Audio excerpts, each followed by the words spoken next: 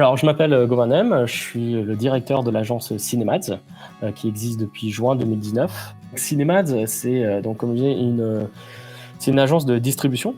Alors, pas comme on pourrait l'entendre, parce que souvent les agences de distribution, on pense que c'est vraiment moi je vais acheter le court-métrage, je vais l'accompagner, je vais le vendre auprès des chaînes. Moi, c'est pas vraiment ce que je fais. Moi, tout ce que je fais, c'est au niveau des inscriptions au festival.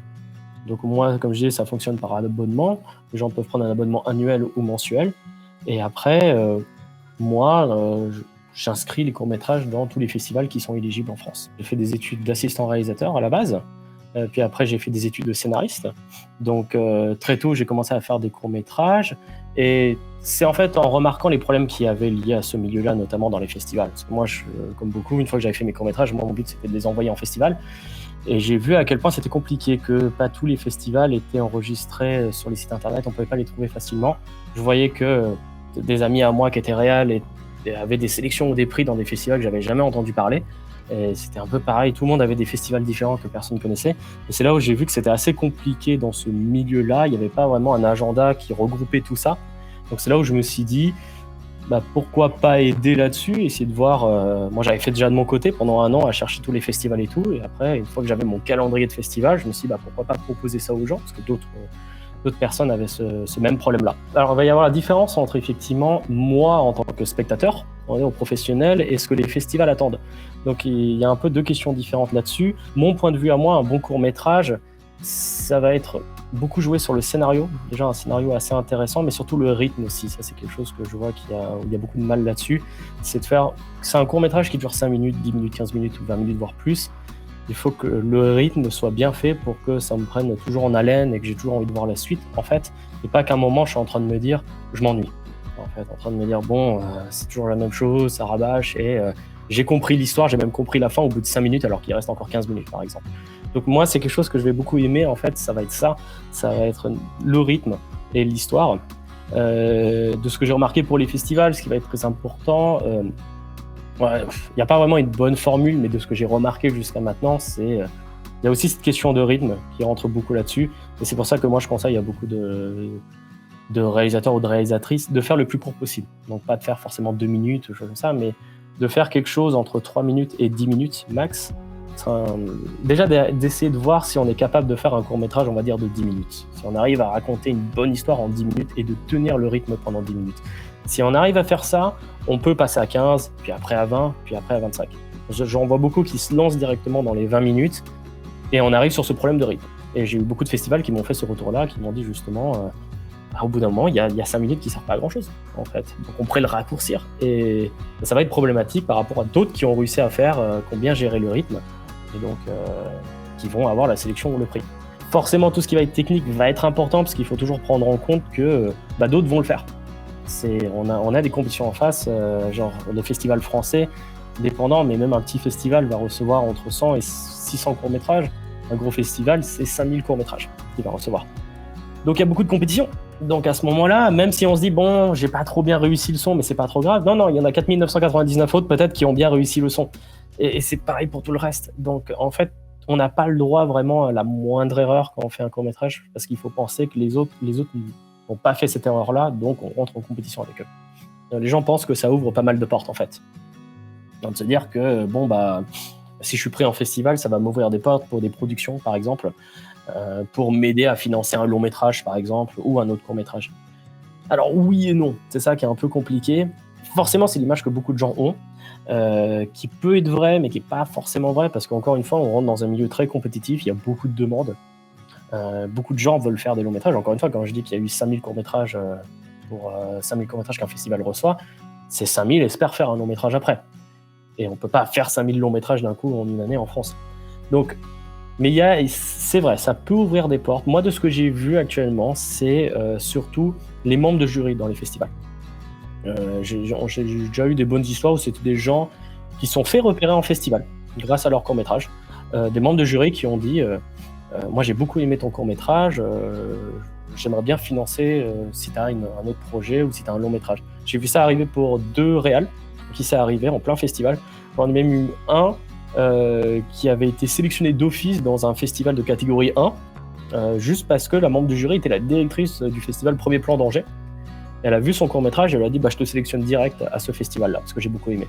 j'ai vu d'autres histoires comme ça, c'est souvent les membres du jury. C'est les membres du jury qui peuvent aider, de dire que grâce à des sélections, ça peut m'ouvrir par rapport à des producteurs, d'aller voir des producteurs et leur dire voilà, j'ai eu tant de sélections et tant de prix. Oui, c'est déjà une bonne image. On va dire que c'est déjà une meilleure entrée que quelqu'un qui arrive, qui dit voilà, c'est mon premier court-métrage, mais j'ai rien fait avec. Alors moi, je fais pas de sélection de court-métrage. Moi, c'est effectivement parce que moi, je fonctionne par abonnement en fait. Les gens ils choisissent un abonnement annuel ou en mensuel pour venir chez moi. Je regarde tous les courts-métrages que je reçois, mais je les sélectionne pas. Moi, tout ce que je fais, c'est inscrire en festival. C'est vraiment un truc basique. Donc, ce serait quand même un peu salaud de ma part de dire tu mérites même pas d'être inscrit en festival. C'est pas mon travail, en fait. Et même, c'est déjà arrivé, parce que je le fais quand même de moi-même quand je regarde des courts-métrages. Forcément, je vais me dire, bah, lui, je pense pas qu'il va y arriver, ou lui, je pense qu'il va m'apporter beaucoup de sélections au festival. Et je me trompe beaucoup, en fait. Il y en a où j'ai parié là-dessus, où je me suis dit, je pense pas que lui me rapporterait quelque chose, et pourtant, il enchaîne les festivals, et il a des prix. Et d'autres où j'ai parié beaucoup, et rien. Donc c'est pour ça que je préfère pas faire ça, parce que je pourrais me tromper.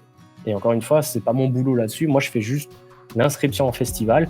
Après, c'est aux membres de jury de décider à qui mérite d'être sélectionné ou pas. Alors qu'à certains en particulier, parce que tous les festivals ont des conditions d'éligibilité. Chaque festival va dire, bah voilà, nous on veut des courts-métrages de moins de 15 minutes, faits depuis le 1er janvier 2020, ou avec un thème.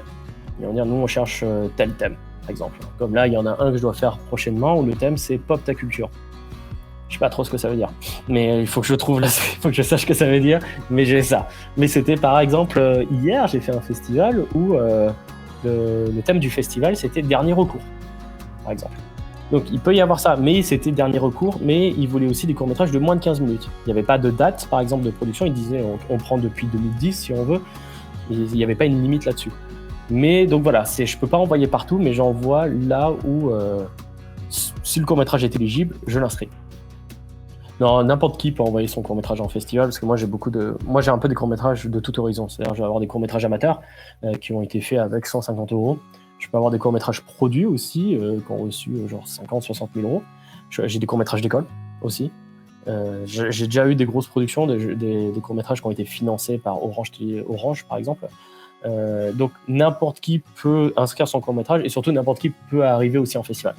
C'est déjà arrivé que moi j'ai eu des courts-métrages amateurs qui ont été sélectionnés dans des festivals où ils étaient face à des courts-métrages qui étaient produits et distribués en plus. C'est-à-dire qu'ils avaient vraiment un distributeur avec eux qui les accompagnait et tout, et ils étaient en compétition avec eux. Donc c'est pas ce que va regarder le comité de sélection des festivals. D'ailleurs, c'est pas ce qu'ils demandent. Quand on s'inscrit en festival, ils sont pas en train de demander est-ce que vous êtes attaché à une boîte de prod, est-ce que vous avez déjà eu des sélections, choses comme ça. Ils ne regardent pas ça. Ils regardent vraiment juste le court-métrage. Et donc, j'ai un court-métrage amateur peut très bien, tout d'un coup, rentrer en compétition avec un court-métrage produit. Inscrire son court-métrage en festival, ça coûte de l'argent, qui est vrai. C'est vrai que ça coûte de l'argent, c'est quelque chose à prévoir généralement, et c'est quelque chose que je trouve qu'on n'enseigne pas assez dans les écoles de cinéma que j'ai vues actuellement. On apprend aux élèves comment préparer leur court-métrage, comment financer leur court-métrage, toutes les étapes et tout, mais on leur explique pas quoi faire après. Qu'est-ce qu'ils ont fait une fois qu'ils ont leur court-métrage, qu'est-ce qu'il faut faire après. Donc on a un peu, moi c'était mon cas, mais je vois que c'est toujours le cas pour beaucoup.